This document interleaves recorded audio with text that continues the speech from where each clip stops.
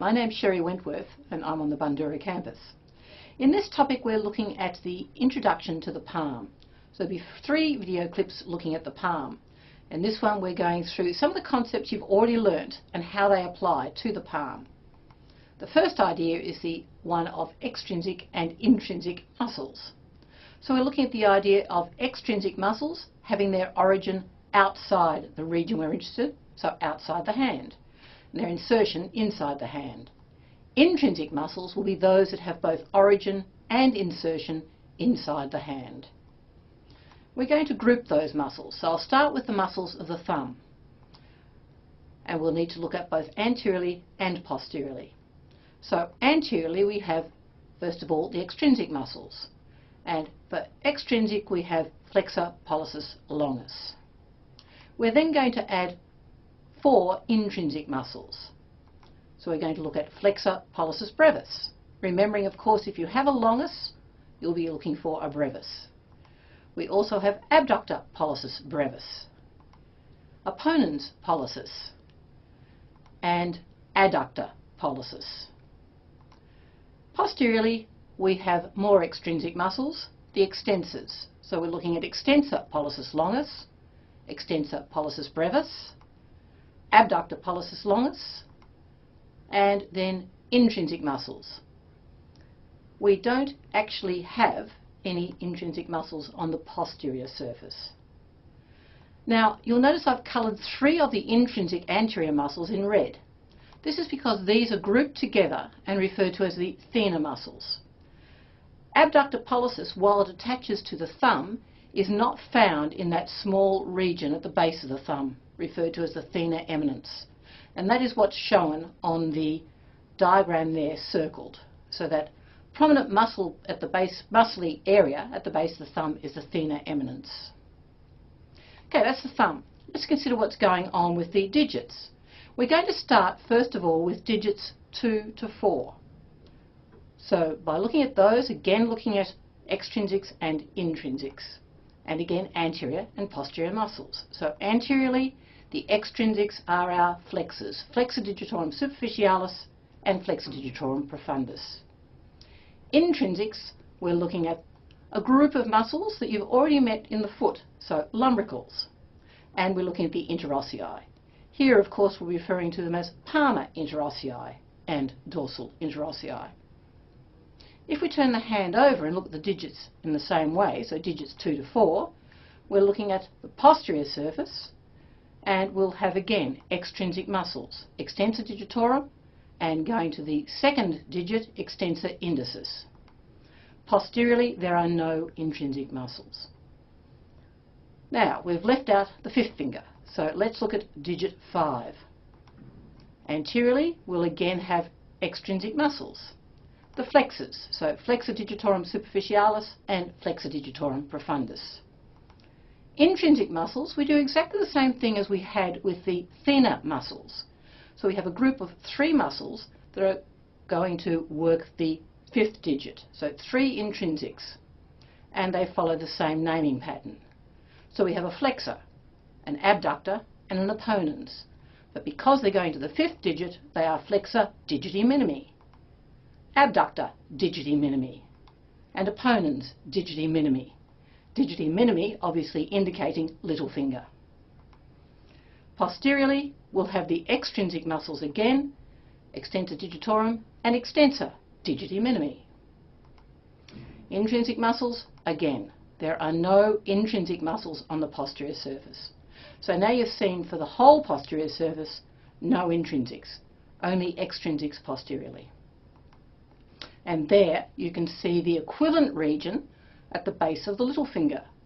This one is referred to as the hypothenar eminence, or the hypothenar muscles inside that swelling. Now, your learning objectives ask you to identify the attachments of those extrinsic tendons we've just talked about, and therefore deduce their relationships to the principal joints they cross, and therefore their actions at those joints. So what I'm wanting you to do is think about this and post your thoughts on the LMS for the anterior and posterior extrinsic tendons of the hands.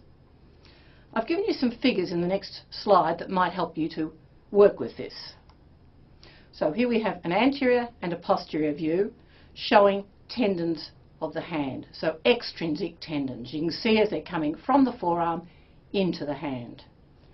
So you can use those and your other notes to work out what's the extrinsic tendons that you've already seen because you've done forearm, and how they go into the hand, the joints they cross, and therefore their actions.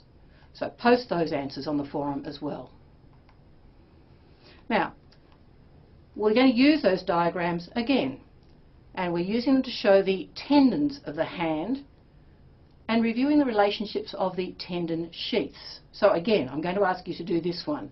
You've already looked at tendon sheaths before, so what I want you to do is post your suggestions for what you think the function of a tendon sheath is, and then looking at the picture, where are they? And just to give you a hint, the tendon sheaths are shown in that purple around the tendons. So post your answers on the forums for those as well. The next thing we're going to look at, again, you've met before, you met this in the foot, the extensor hood. Let's do a bit of revision of this one. We're looking at the expansion, the dorsal digital expansion if you like, of the extensor tendons. And they will cross three joints: the distal interphalangeal joint, the proximal interphalangeal joint, and the metacarpophalangeal joint. And attaching to them we have a number of tendons.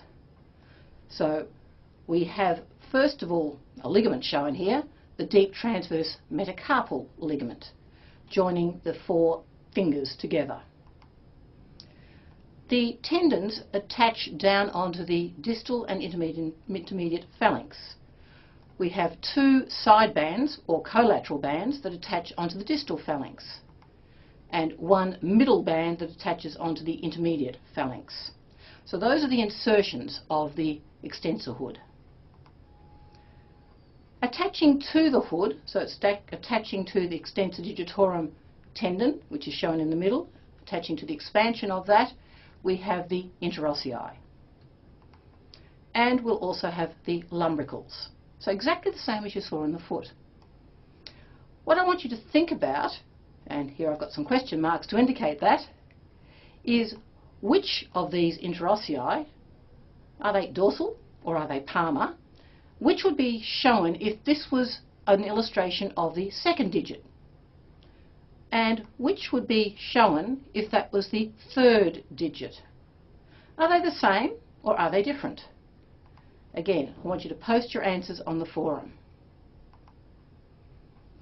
Now let's just go back and look at those interossei and lumbricals. We'll be coming back to those later in another video clip, but you can see that they're attaching onto the extensor hood.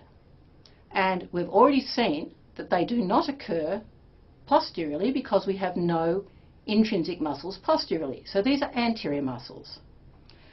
Therefore, they lie on the palmar or anterior surface of the metacarpophalangeal joints, and therefore they're flexors of the metacarpophalangeal joints. However, because they're attaching to the extensor hood, they act on the dorsal or posterior surface of the interphalangeal joints. Therefore, they're extensors of the interphalangeal joints. So I want you to think about this. We flex the metacarpophalangeal joint but keep the fingers straight. We'll come back to this idea in grasp. So I've given you a number of questions to answer. These are related to things you've met before, and we're now applying them to the hand. So what I'd like you to do is post your answers on the forum for all of those questions. Thank you.